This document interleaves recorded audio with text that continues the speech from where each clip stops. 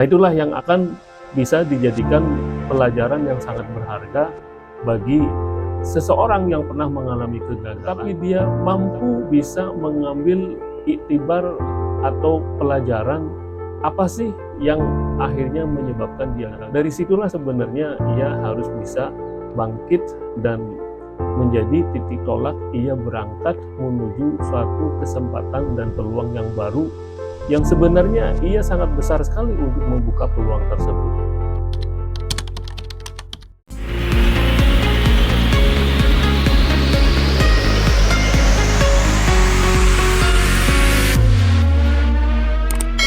Assalamualaikum warahmatullahi wabarakatuh. Jumpa lagi dengan saya, channel Peradaban Indonesia. Sore hari ini kita akan membahas tentang beberapa pemikiran atau filosofi dari seorang tokoh ya, filosof, seorang tokoh pemikir dan juga sufistik yang tidak kenal waktu karena beliau selalu diperbincangkan oleh banyak kalangan baik itu di dunia timur maupun dunia barat ya. Siapa lagi kalau bukan Jalaluddin Ar-Rumi.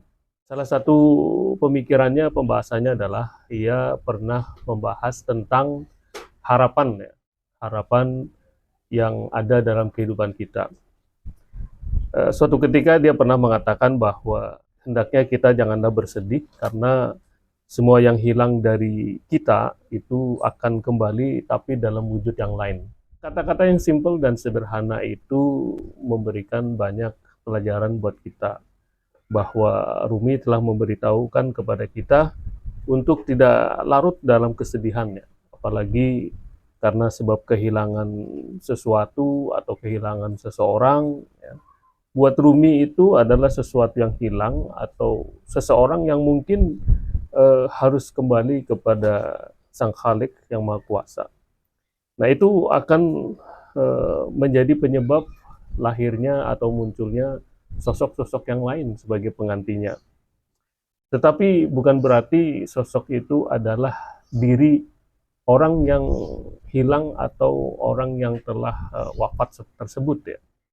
Sosok tersebut tidak lain dan tidak bukan adalah munculnya kehadiran seorang menantu ya, atau seorang cucu atau cucu keponakan atau saudara ya yang hadir di tengah-tengah kita. Nah, itu yang dimaksud dengan kepergian seseorang itu atau kehilangan seseorang itu sebenarnya akan tergantikan walaupun dalam bentuk yang lain. Sama halnya juga kalau kita kehilangan suatu jenis pekerjaan ya, atau jenis usaha yang sering kali kita mengharapkan untuk kembali hadirnya pekerjaan yang baru sesuai atau persis seperti pekerjaan yang lama. Nah, ini sangat mustahil terjadi. Kenapa? Karena memang pastinya ada perubahan zaman, ada perubahan waktu, ada perubahan manajerial, ada perubahan personal, ada perubahan individu yang memang di kesempatan atau di waktu dan peluang itu akan berbeda-beda. Nah, itulah yang dimaksud bahwa kehilangan suatu bentuk pekerjaan ataupun usaha itu akan hadir pengganti tetapi dalam bentuk yang lain. Nah, sementara kita seringkali itu abai ya, atau lupa dan kurang mencermati bahwa kehadiran pengganti tersebut itu sebenarnya muncul di hadapan kita. Namun banyak di antara kita itu terlalu larut dalam nostalgia pekerjaan yang lama. Kita larut asik dengan sesuatu yang hilang dari diri kita. Padahal sebenarnya di hadapan kita, di sekitar kita itu ada penggantinya. Nah, di kesempatan lain Rumi juga pernah mengatakan bahwa kita sepatutnya untuk mengabaikan ya hal-hal yang membuat kita takut, hal-hal yang membuat kita sedih ya. Karena ketakutan dan kesedihan itu ya akan membawa kita pada satu kondisi keadaan sakit atau bahkan juga akan bisa memisahkan kita dari ruh kita atau meninggal. Nah, ini seringkali kita terhinggapi dengan rasa cemas, rasa takut, rasa sedih, ya, hingga kita membuat diri kita itu akhirnya jatuh sakit. Nah, di antara kita yang tidak sanggup mengatasinya itu seringkali karena seseorang tersebut itu terlalu larut ya dalam kesedihan, dalam keputusasaan, sehingga akhirnya dia lupa diri untuk menjaga kesehatannya, untuk menjaga kehidupan yang normal. Nah, itu yang dikhawatirkan oleh seorang Rumi yang menasihati kepada kita. Kenapa? Karena sebenarnya maut itu tidak lain dan tidak bukan adalah sebagai definisi bahwa fisik badan kita itu tidak sanggup lagi untuk menahan beban rasa sakit dan berbagai penyakit yang ada dalam tubuh kita.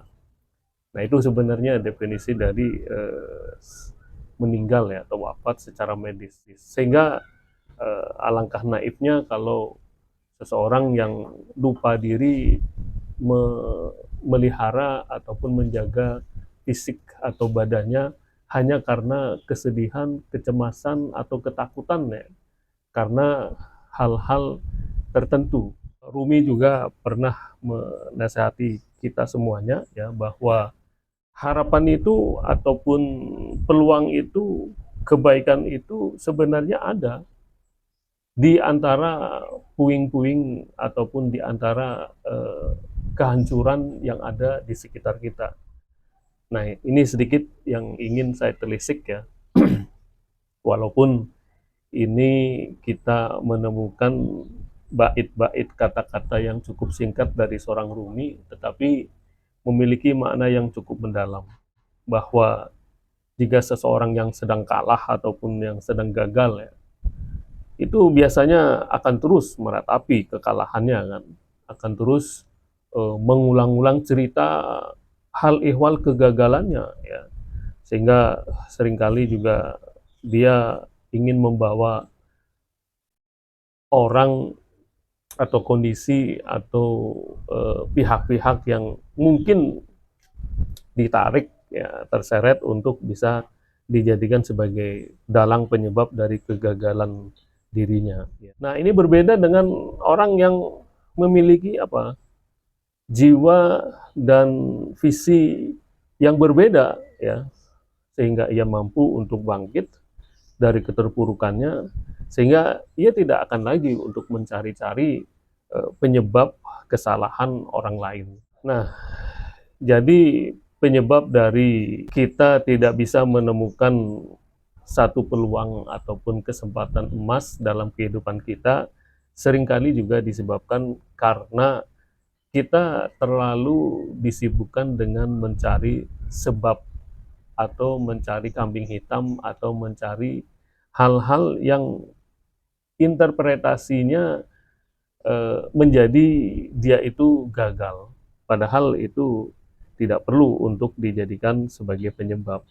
Namun sebaliknya, hendaknya kita harus bisa mencari ya, bahwa sebenarnya di antara kegagalan yang kita alami, di sisi kegagalan tersebut ada berbagai macam bentuk pelajaran-pelajaran yang sangat berharga. Sehingga secara sintesanya atau antitesanya kita akan menemukan bahwa di balik kegagalan tersebut ada berbagai macam nilai-nilai yang hanya diketahui oleh orang yang pernah mengalami kegagalan. Nah, itulah yang akan bisa dijadikan pelajaran yang sangat berharga bagi seseorang yang pernah mengalami kegagalan, tetapi dia mampu bisa mengambil iktibar atau pelajaran apa sih yang akhirnya menyebabkan dia gagal. Nah, dari situlah sebenarnya ia harus bisa bangkit dan menjadi titik tolak ia berangkat menuju suatu kesempatan dan peluang yang baru yang sebenarnya ia sangat besar sekali untuk membuka peluang tersebut. Lalu kemudian dalam kesempatan lain, tema tentang harapan, seorang Rumi itu mengatakan bahwa penderitaan justru itu adalah sebuah hadiah. karena pemberian tersebut atau rahmat karunia dari Tuhan itu memang tersembunyi. Nah, kita sedikit menyimak ya, apa sih yang dimaksud dengan ungkapan singkat tersebut.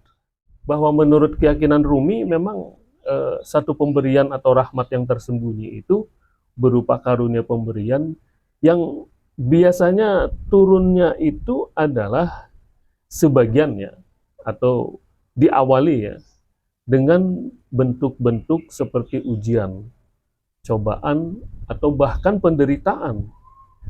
Kenapa itu terjadi? Atau kenapa itu sering terjadi? Karena memang Tuhan sendiri, Allah Subhanahu wa Ta'ala itu sendiri, itu ingin menguatkan, mengokohkan kedua sayap kita. Kalau kita diibaratkan sebagai seekor burung, ingin mengokohkan, menguatkan kedua kaki kita, kedua tangan kita, bagaimana kedua telinga kita, kedua mata kita, ya, kedua paru-paru kita, pompa jantung kita, dan berbagai macam organ tubuh kita yang memang diberikan pelajaran dalam bentuk cobaan, ujian, maupun penderitaan. Sehingga suatu saat ketika ia sudah mencapai satu momentum, dia mendapatkan satu kesuksesan atau pemberian karunia dari Tuhan, dari Allah Subhanahu wa Ta'ala, berupa amanah yang sangat besar, luar biasa sekali, dia akan terbiasa bagaimana dia untuk mengepakkan kedua sayapnya, menggunakan kedua tangannya, ke-10 jari-jarinya, kedua kakinya, bagaimana dia untuk tidak tergoda dengan pandangan silau kedua matanya, bagaimana dia mampu untuk mengolah omongan pembicaraan orang lain dari kedua telinganya, dan berbagai macam organ tubuh dia. Nah, itu yang sebenarnya sangat menarik untuk kita simak, bahwa penderitaan yang didapat oleh seseorang itu sebenarnya memiliki hikmah yang sangat luar biasa ya, bagi manusia. Namun kita sering abai dan sering lalai. Sebagaimana juga seorang Rumi pernah juga mengatakan bahwa saat kau menjalani masa yang berat, saat semuanya terasa seperti melawanmu, dan ketika kau merasa tidak dapat bertahan semenit lagi, maka jangan sampai berhenti untuk menyerah.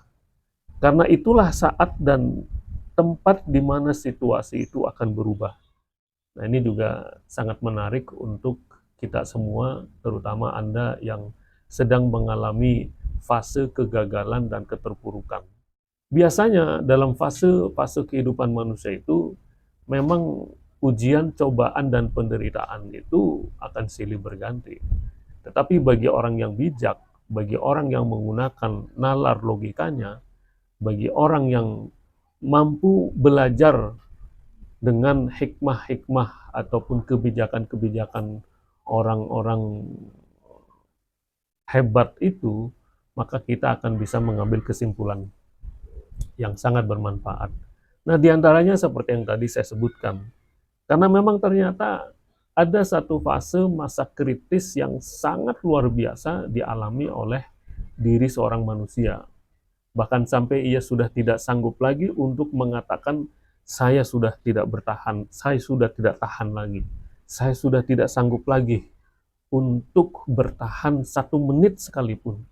Padahal sebenarnya justru pada menit-menit itu, saat-saat itulah akan terjadi flashback, akan terjadi semacam perubahan hampir 360 derajat.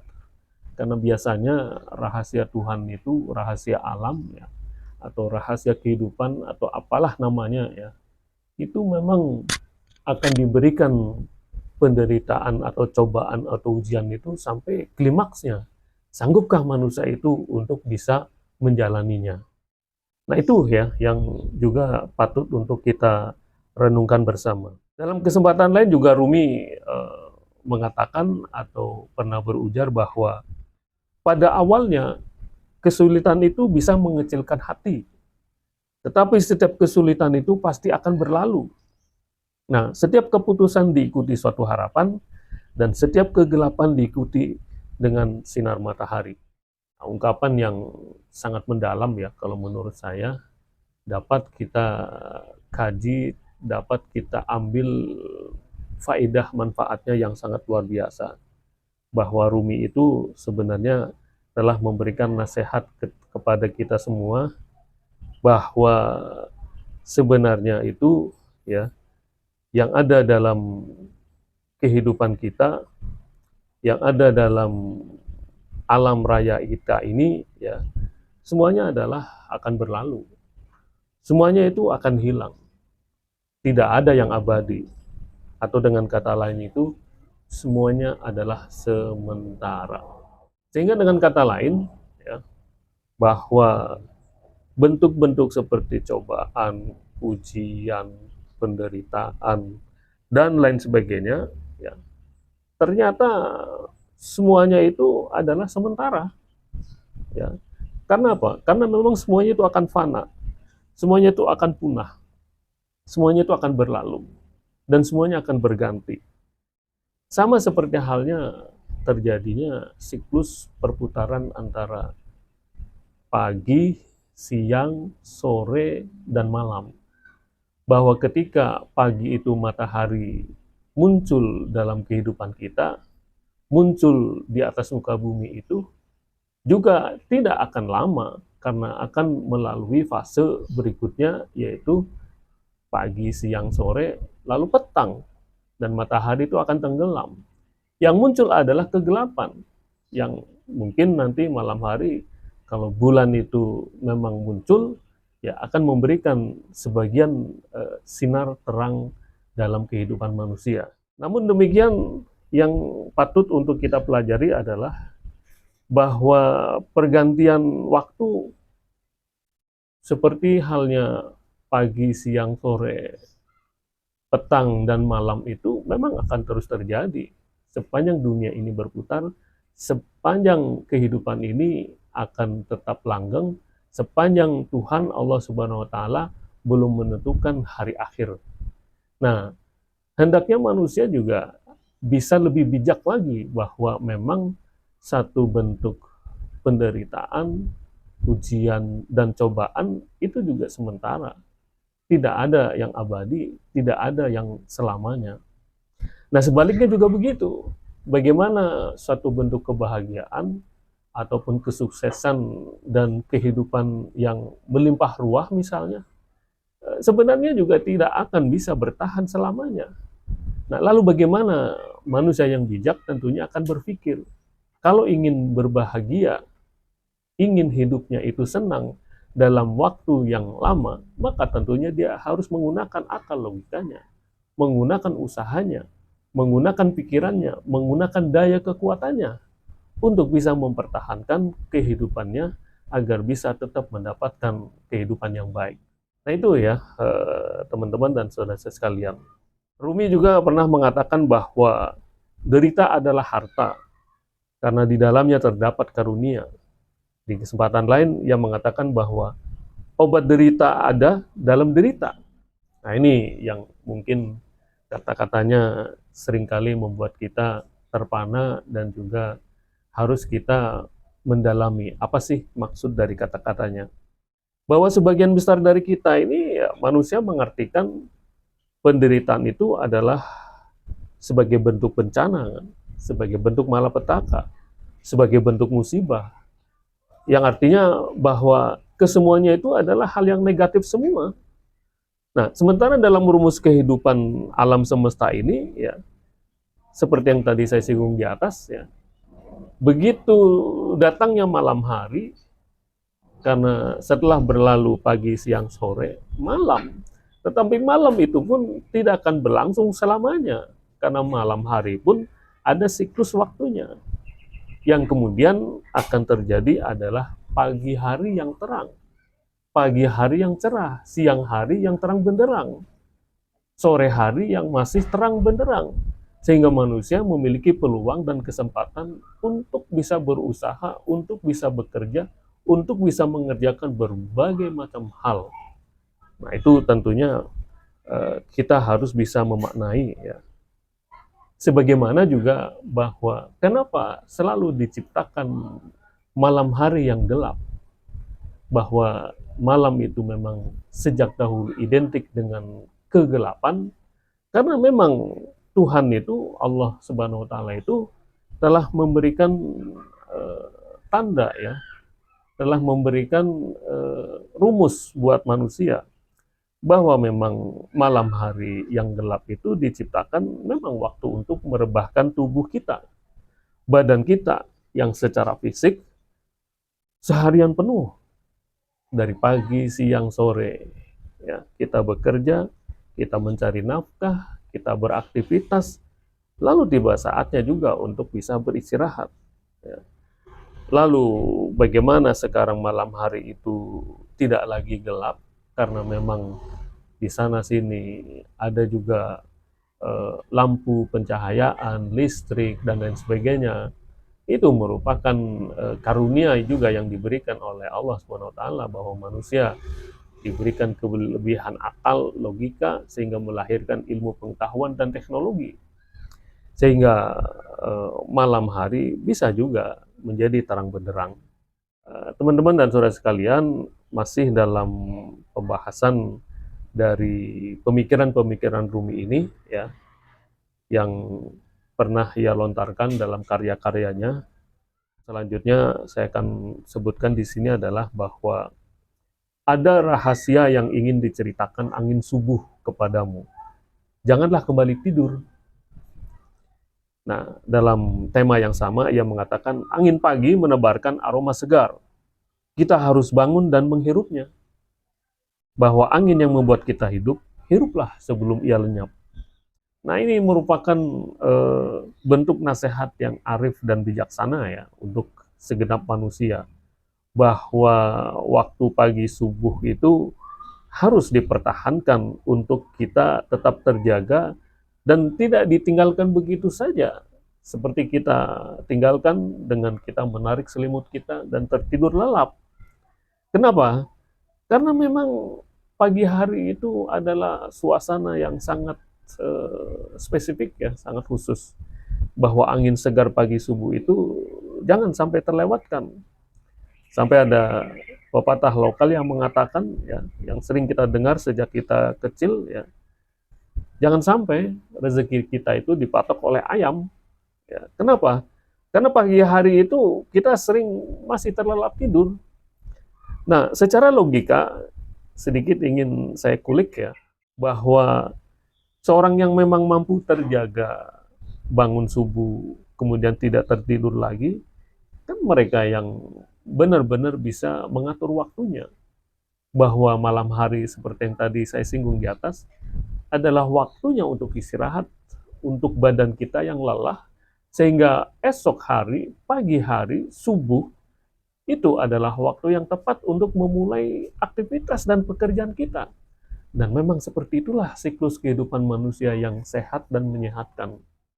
Kita dapat menyimak ya, dan kita dapat mengabsensi satu persatu bagaimana orang-orang besar atau orang-orang yang sukses, orang-orang yang berpengaruh di dunia saat ini, bahkan dunia masa lampau, bahkan mungkin dunia masa yang akan datang, adalah mereka yang memang sejak subuh itu sudah bangun.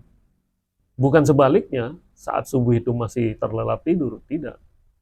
Ya, saya tidak perlu menyebutkan satu persatu ya, bahwa tokoh-tokoh sukses dunia itu pagi hari itu, waktu subuh itu mereka sudah bangun dan mereka sudah memulai aktivitasnya. Karena memang waktu-waktu itulah yang sangat efektif sekali dan sangat menyehatkan sekali. Seperti yang tadi disinggung oleh Rumi ya. Rumi juga pernah mengatakan bahwa ratapan hati yang terluka adalah pintu menuju Tuhan. Bahwa senyum terindah muncul dari mereka yang menangis. Lalu saat Tuhan ingin menolong, dia membiarkan kita menangis.